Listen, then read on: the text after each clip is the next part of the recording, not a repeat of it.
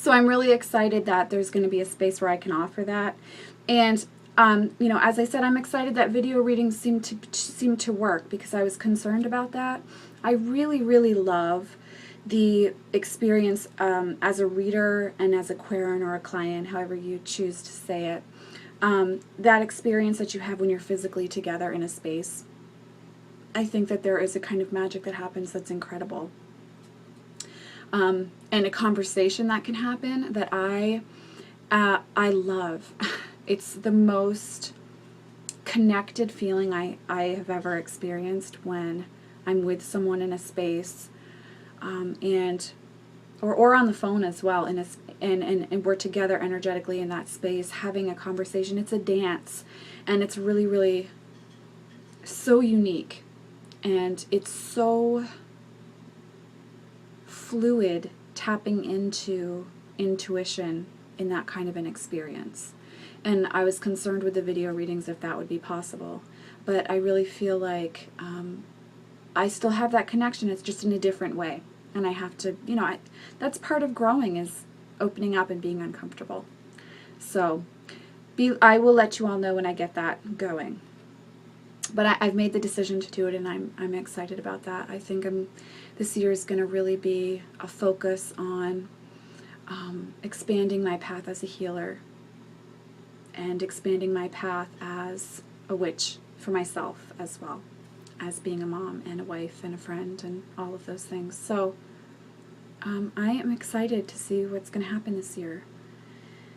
Good things. And I send you all energy to have good experiences this year as well, and expansive experiences. And feeling a little uncomfortable is not a bad thing. So I hope that you have that discomfort that leads to opening and growth.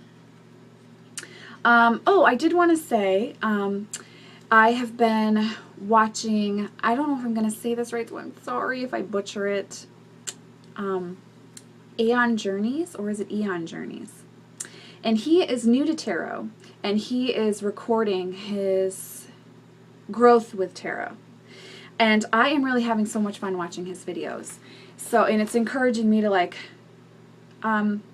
start back at the beginning of my journey, as well, like looking back at the beginning of my journey, but also reviewing things that, you know, as you go farther and farther along your tarot path, you realize that the path is endless, which is amazing and such a gift. But you also realize that sometimes it's good to take steps back, not in a negative way, but take steps back and just see what was at the beginning and kind of re-examine it. So I'm having a lot of fun doing that with him as he experiences his tarot journey. And I just also love supporting the YouTube tarot community. I enjoy the YouTube pagan community, but I really feel like the tarot community on YouTube, at least my experience with it, has been extremely positive. And with the other people who have channels, but also with the viewers as well, our viewers, who, I mean, we're viewers too, so it's like, you know, we're just all grouped together, exploring tarot together, and it's so much fun. So, give his videos a view too, if you're interested in that. Gypsy Chick is doing a really cool series right now called The Art of Tarot. Oh my god, I'm learning so much from that, so you should check that out too. And Rory Rants has some great stuff up too, so feel free to go over there and head on over and check out some of her stuff. She has all kinds of stuff, so she's fun to watch. And of course, the Four Queens, we all love her, and I've really been getting a lot out of her videos. And yeah, she's just amazing. So those are some recommendations. I threw in a few recommendations there. I think I've updated everything. I don't know, I haven't made a video in a little while because it's been the holiday season is very busy for me, because I do work at a New Age fair trade boutique, and you know, it's the holiday time, so it's like there's no time because you're busy. But I'm happy to say that many decks found wonderful homes, so yay. It's so much fun helping people shop for decks. I just absolutely love it. So, I want to switch gears now, because this is a time of transition for me. I've really been examining creating balance in my own life and how to do that. And I often find that this is a theme for me, and so this is something that I am having to examine internally, why this is a theme that keeps popping up for me. So tarot always helps me to kind of peel back these layers and get some clarity and honesty. And so, oh, sorry. Sorry about that. Tarot always helps me to take a step back and get clarity and honesty. And so I thought, because a lot of you did find my tarot and body image video helpful, I thought I would talk about creating balance as well. And so I wanted to share some of the cards that I've been working with lately and trying to meditate with as time permits. So I thought I would start by talking about Justice. The deck that I'm using today is the Tarot Illuminati deck. Thank you, Gypsy Chick. I am obsessed with this deck, and I don't usually like strict Rider-Waite-Smith decks, but I am in love with this deck. It's incredible. So here is the image of Justice. So let's talk about ways that Justice helps us to create balance, because I did a blog post about this quite some time ago. I think it was like this summer, about how Justice is one of the cards that I've had a very difficult time with. It's one of those ones that there's a reason why I have a difficult time with it. But if we really start to look at and interact with Justice, there is a kindness attached to the message that there is balance that needs to be enacted. So it's quite a powerful card, as we know. I mean, it's a major arcana card. But I've really been exploring this idea of the clarity that the Justice card brings us and the ability to cut through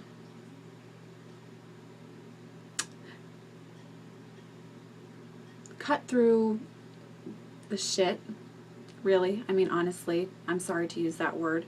But to cut through the shit and to see what we really want, what we really need, what's valid, and what isn't anymore.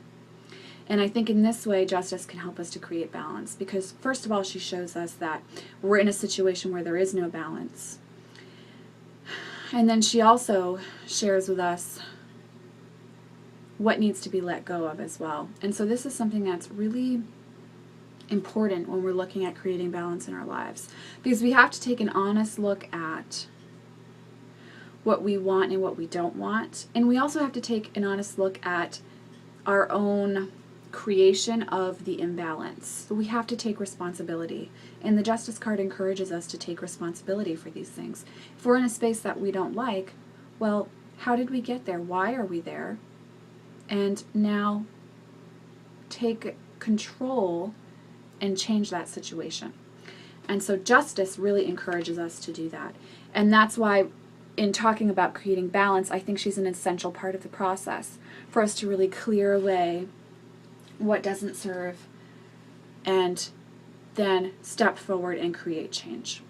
So part of creating that change then brings me to the next two cards, which are also major arcana cards, and that's the Chariot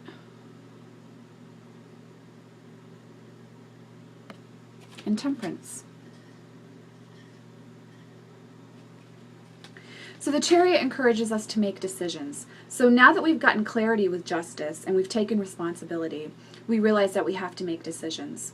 And the Chariot encourages us to realize that we're strong enough to handle, first of all, the decision-making process, and then also the fallout from the process, but the journey of the process as well, and then what happens after we've made these decisions. You know, a new journey begins, really. So the Chariot encourages us to take that responsibility and to make those decisions that we discovered we needed to make with the Justice card.